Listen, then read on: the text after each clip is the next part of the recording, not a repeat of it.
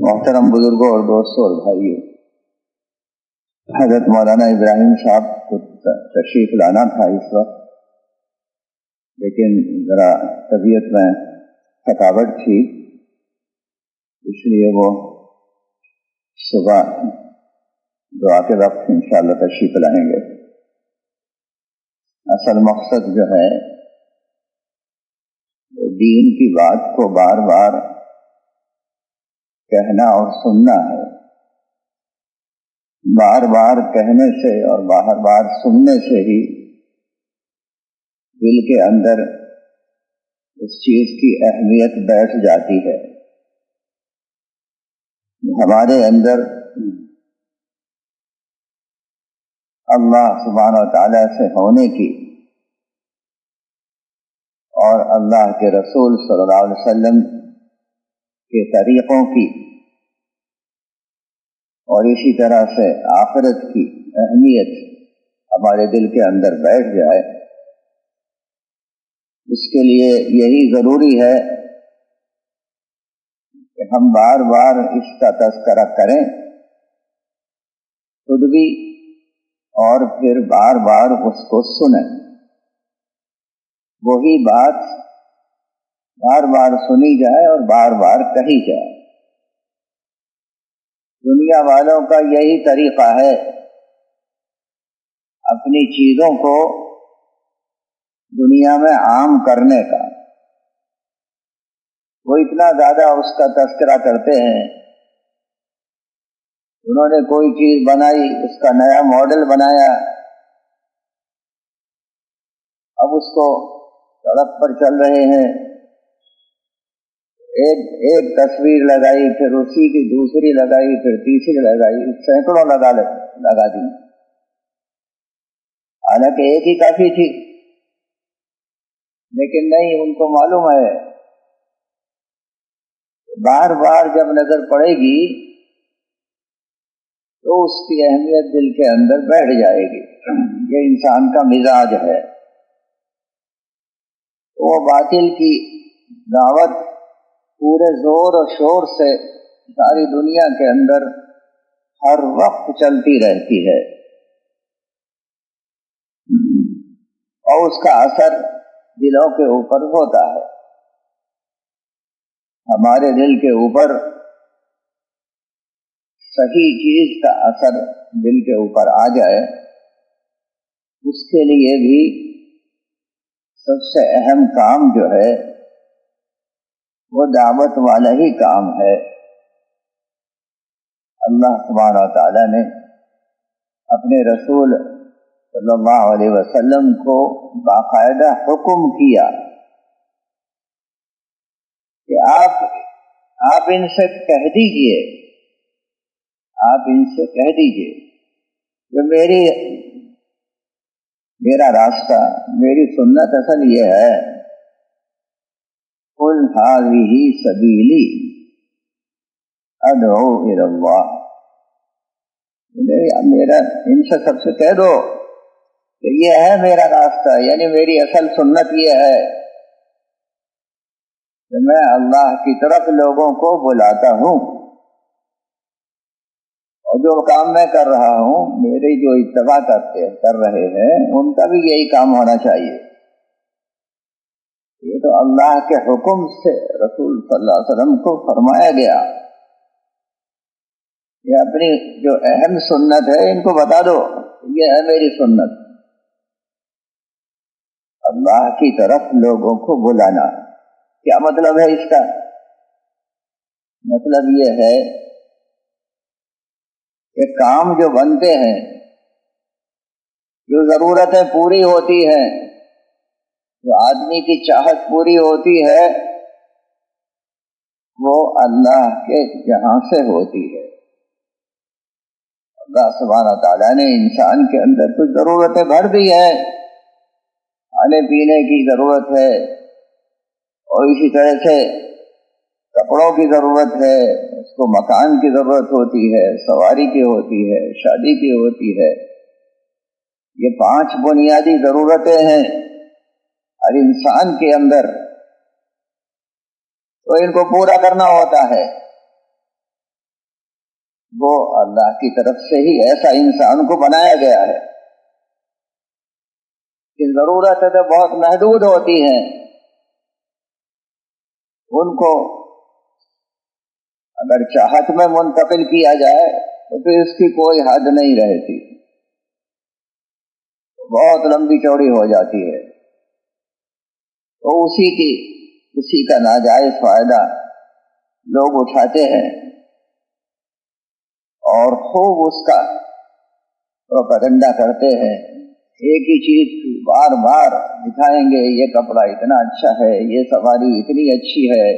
اتنی آرام دہ ہے، یہ مکان ایسا بڑھیا ہے، ایسا ڈیزائن کیا ہوا ہے۔ بس وہ ایسی نئی نئی چیزیں جو بہت تھوڑے سے کیا کہتے ہیں کوششوں میں پوری ہو جاتی ضرورتیں، ان کے لیے آدمی اپنا پورا کا پورا زندگی کا سرمایہ لگا دیتا ہے، اور جو اصل مقصد ہے زندگی کا، یعنی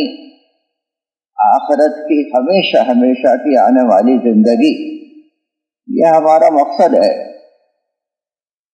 ہمیں اس دنیا میں نہیں رہنا، سب جانتے ہیں، سب کو معلوم ہے اور یقین ہے، موت جو ہے اس کو یقین ہی کہا گیا ہے، جو یقینی ہے، سب جانتے ہیں کہ مرنا تو ہے ہی، لیکن اس سب کے باوجود اسی محدود زندگی کی تیاری میں لگے رہتے ہیں، اور جو آخرت کی ہمیشہ ہمیشہ کی آنے والی زندگی ہے اس سے غفلت ہو جاتی ہے، تو وہ مستحضر رہے، ہمارے سامنے رہے، اور وہ کیسے بنے گی، کیا اس کی ترتیب ہے، اسی کے لیے اللہ سبحانہ تعالیٰ نے اپنے نبی کو بھیجا، اور ہر زمانے میں بھیجا اور ہر علاقے میں بھیجا، انسانوں کو بتانے کے لیے کہ آخرت تمہاری کیسے بنے گی، اور یہ واضح طور پر بتلایا کہ وہ چند احکام ہیں،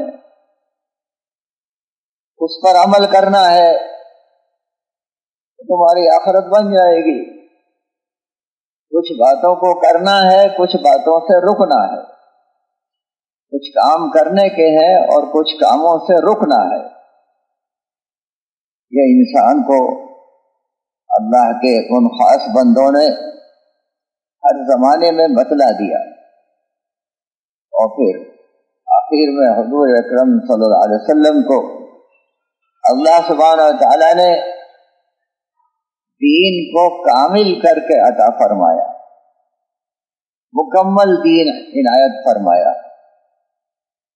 یعنی زندگی میں جتنی بھی ضروریات پیش آتی ہیں وہ ساری مختلف شعبے، ان کے بارے میں کیا طریقہ اختیار کرنا چاہیے، اور صرف زبانی نہیں بلکہ عملی، کیونکہ وہ ساری باتیں خود حضور صلی اللہ علیہ وسلم کو پیش آئی، جو قریش جو تھے، جو ایمان نہیں لائے، وہ یہی کہتے تھے، بتائیے یہ بھی کوئی رسول ہے، مالی حاضر رسول یأکل الطعام ویمشی فی الاسواق، یہ بھی کوئی رسول ہوا، کھانا کھاتا ہے اور بازاروں میں پھرتا ہے۔ اب بتائیے بھائی انسان ہے تو کھانا نہیں کھائے گا تو اور کیا کرے گا؟ انسان ہی کو تو چل کر کے دکھانا ہے، اگر فرشتے کو بھیج دیتے تو یہی کہتے تھے کہ کوئی فرشتہ ان کے ساتھ آنا چاہیے تھا، پھر تو فرشتہ تو دوسری مخلوق ہے، پھر یہ کہتے کہ وہ تو فرشتہ ہے، ہمیں وہ عمل کر رہا ہے تو وہ کر لے گا، ہم تو انسان ہیں۔ نہیں، ان کو ہر نبی کو انسان ہی بنایا اور ان کے ساتھ وہ ساری ضرورتیں رکھی جو عام آدمی کے ساتھ ہوتی ہے، اور ان ضرورتوں کے ساتھ چل کر کے دکھلایا گیا، عمل کر کے دکھلایا، یعنی قولی بھی اور عملی بھی دونوں نمونے پیش کیے پوری انسانیت کے سامنے۔ یہ ہے طریقہ اصل کامیابی کے حاصل کرنے کا، اور ہر آدمی کامیابی ہی چاہتا ہے، کوئی آدمی ناکام ہونا نہیں چاہتا، لیکن کامیابی کس چیز میں ہے؟ اسی فیصلے میں غلطی ہو جاتی ہے۔ وہ سمجھتا ہے کہ جتنی زیادہ چیزیں قبضے میں آ جائیں گی اور میری کامیابی اوپر کو چلتی چلی جائے گی، لیکن نبی کے ذریعے سے اللہ سبحانہ وتعالیٰ نے یہ واضح کیا کہ کامیابی چیزوں میں نہیں ہے، بلکہ جو انسان کے جسم سے عمل صادر ہوتے ہیں، ان چیزوں کے استعمال میں یا ان کے حاصل کرنے میں جو انسان کے جسم سے عمل نکلتا ہے اس سے کامیابی ملتی ہے، اور اگر وہ عمل بگڑتا ہے تو وہی ناکامی کی طرف لے جاتا ہے۔ یہی سمجھایا گیا، کامیابی اور ناکامی کا تعلق عمل سے ہے، چیزوں سے نہیں ہے۔ چیزیں تو اللہ سبحانہ وتعالیٰ نے بنائی ہے، وہ امتحان کے لیے ہے، ضرورتیں بھی اور چیزیں بھی۔ یہ آدمی مر کے چلا جائے گا ہمیشہ ہمیشہ کی جنت میں، وہاں آئے گا، وہاں اس کو حاجت نہیں ہوگی، ضرورت نہیں ہوگی، اور جو اس کو طبیعت چاہے گی وہ اس کو چیز مل جائے گی، جو مانگے گا وہ اس کو مل جائے گا۔ اتنی بڑی یعنی اسے نعمتیں ملیں گی۔ دنیا کے اندر جو چیزیں پھیلی ہوئی ہیں یہ بھی اللہ سبحانہ تعالیٰ کی بڑی بڑی نعمتیں ہیں، لیکن یہ سب نمونے کے طور پر ہیں تاکہ ہم آخرت کی نعمتوں کو سمجھ سکیں۔ اگر دنیا میں یہ نعمتیں نہ ہوتی تو ہم آخرت کی نعمتوں کو سمجھ بھی نہ پاتے، اور ہمارے اندر اس کی حرص اور اس کی طمع اور اس کے حاصل کرنے کے لیے ہم آگے نہ بڑھتے۔ جو انسان کی فطرت ہے کہ جس چیز میں اس کو نفع دکھلائی دیتا ہے اسی کی طرف کو بڑھتا ہے۔ اس لیے دنیا میں بھی اللہ سبحانہ تعالیٰ نے ہم کو نعمتیں عنایت فرمائی ہیں، لیکن یہ نمونے کے طور پر ہیں۔ حقیقی نعمتیں کھانے پینے کی، پہننے کی اور دوسری نعمتیں جو انسان دنیا میں حاصل کر کے ان سے لذت حاصل کرتا ہے، وہ اللہ سبحانہ تعالیٰ نے انسانوں کے لیے جنت میں رکھی ہے، اور وہ کبھی ان کو زوال نہیں ہوگا۔ یہاں تو آپ کھانا کھائیں تو وہ اندر جا کر کے ہی وہ غلاظت میں منتقل ہو جاتا ہے، یعنی وہ باہر نکل جائے تو اسے کوئی دیکھنا بھی پسند نہ کرے، لیکن جنت میں آدمی کھائے گا چاہے جتنا کھائے، اور وہ خوشبودار اب ہوا نکلے گی اور ختم، ہضم ہو گیا، یعنی کوئی غلاظت اس کے اندر نہیں آئے گی۔ یہ اللہ سبحانہ تعالیٰ کا فضل و کرم احسان ہے، کیونکہ وہ حقیقی نعمتیں ہیں، وہ یہ نقلی والی نہیں ہے جو دنیا میں ملی ہوئی ہے سمجھنے کے لیے کہ ہمیں کیسی کیسی نعمتیں اللہ سبحانہ تعالیٰ نے آخرت میں رکھی ہے، اور وہ ہمیشہ کے لیے ہے، ان کو زوال نہیں ہے، بلکہ وہ بڑھتی چلی جائیں گی۔